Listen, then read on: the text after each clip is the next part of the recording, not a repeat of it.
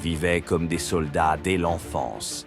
Pas de confort, pas de choix, juste l'entraînement, la douleur et la guerre. On les imagine comme des demi-dieux invincibles, sortis tout droit de 300. Des corps d'acier, un courage inébranlable, un esprit indestructible. Mais la cité de Sparte ne voulait pas créer des hommes heureux. Elle voulait forger des machines à survivre, des corps brisés, reconstruits pour devenir des armes vivantes.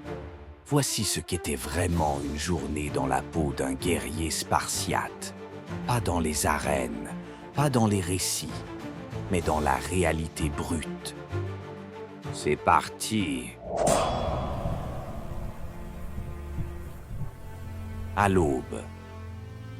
Se lever avec la cité. Il est 5 heures du matin. Le soleil n'a pas encore percé les montagnes de Laconie. Un jeune garçon spartiate, peut-être âgé de 10 ans, se réveille dans un dortoir commun. Pas de lit douillet, pas de mer pour le border. Seulement un sol dur, des couvertures rugueuses et d'autres garçons qui ont appris à ne pas pleurnicher. Car dès l'âge de 7 ans, il a été arraché à sa famille. Placé dans l'agogée, le système d'éducation militaire le plus brutal de l'Antiquité. À cet âge, on n'est plus un enfant, on devient un soldat, ou on meurt en essayant. Et ce matin, comme tous les matins, commence par la douleur. Le matin, endurance, coup, obéissance. Les exercices commencent. Course pieds nus, pompe sur la terre battue, port de charge, maniement du bâton. Ceux qui faiblissent sont humiliés, frappés, privés de nourriture. Mais ce n'est pas tout. Les combats à main nue sont organisés, pas pour s'amuser, pas pour le sport, pour apprendre la dureté, pour enseigner à ne pas pleurer quand un os craque ou que le sang coule. Les plus violents sont souvent félicités, les plus faibles, méprisés. Un Spartiate ne devait pas simplement savoir se battre, il devait aimer la guerre et surtout obéir sans discuter. La cité n'éduquait pas des guerriers solitaires, mais un mur de boucliers, un corps collectif. Chaque homme n'était qu'une pièce au service de Sparte. Midi, faim et discipline. Le repas est frugal, très frugal. Un bol de bouillon noir, une soupe infâme faite de sang, de vinaigre et de porc. Les portions sont délibérément insuffisantes. Pourquoi ? Pour apprendre à voler, mais subtilement. Si tu te fais prendre, tu es sévèrement puni. Pas pour avoir volé, mais pour t'être fait attraper. Tout est un test. Chaque moment du quotidien est une leçon de ruse, de contrôle, de résistance. Même les vêtements sont rudimentaires. Une seule tunique pour toute l'année, peu importe la saison. Les pieds nus en hiver, la crasse sur la peau. Mais jamais une plainte. Un Spartiate endure, où il n'est rien. Après-midi, formation martiale. L'après-midi est dédié à la guerre. Les jeunes apprennent à manier la dorue, la longue lance, à utiliser leur aspice, le bouclier rond, à se battre en formation serrée, la phalange. Chaque geste doit être précis, chaque mouvement, une habitude. Il n'y a pas de place pour l'individualisme. Se protéger, c'est protéger le frère à côté. On t'enseigne aussi à marcher en cadence, à obéir sans réfléchir, à encaisser sans broncher. Et parfois, on te raconte les exploits des anciens. Léonidas aux Thermopyles, les 300, l'idéal de mourir debout plutôt que de vivre à genoux.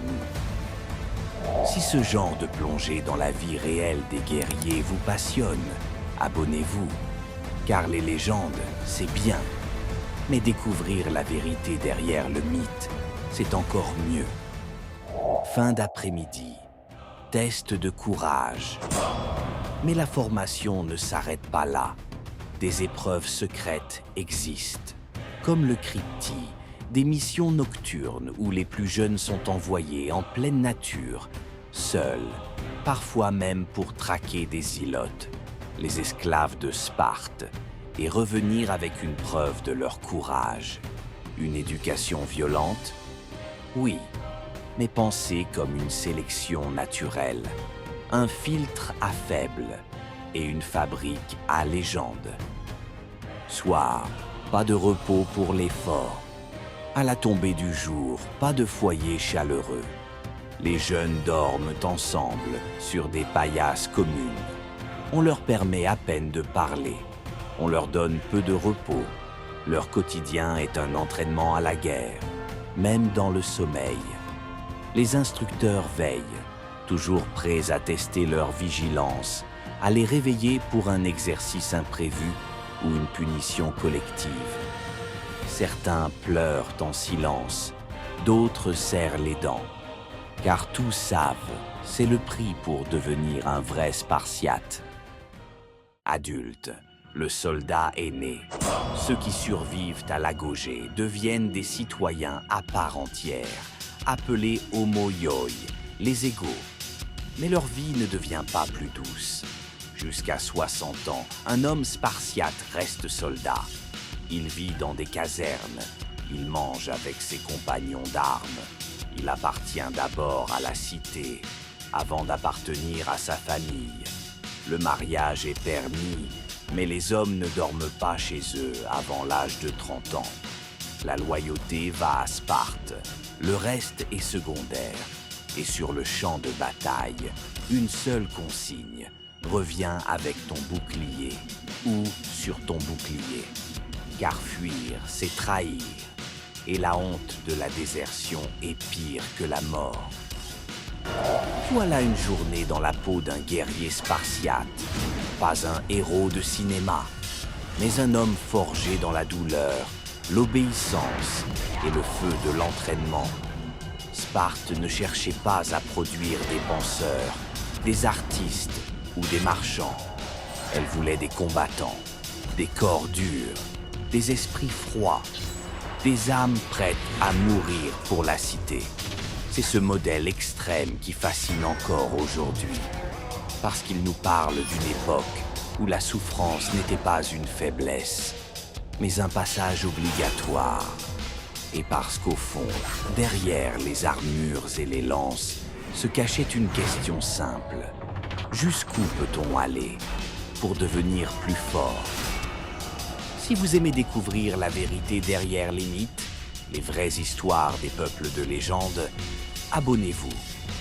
D'autres vidéos arrivent très vite et elles pourraient bien tout changer dans votre regard sur l'histoire.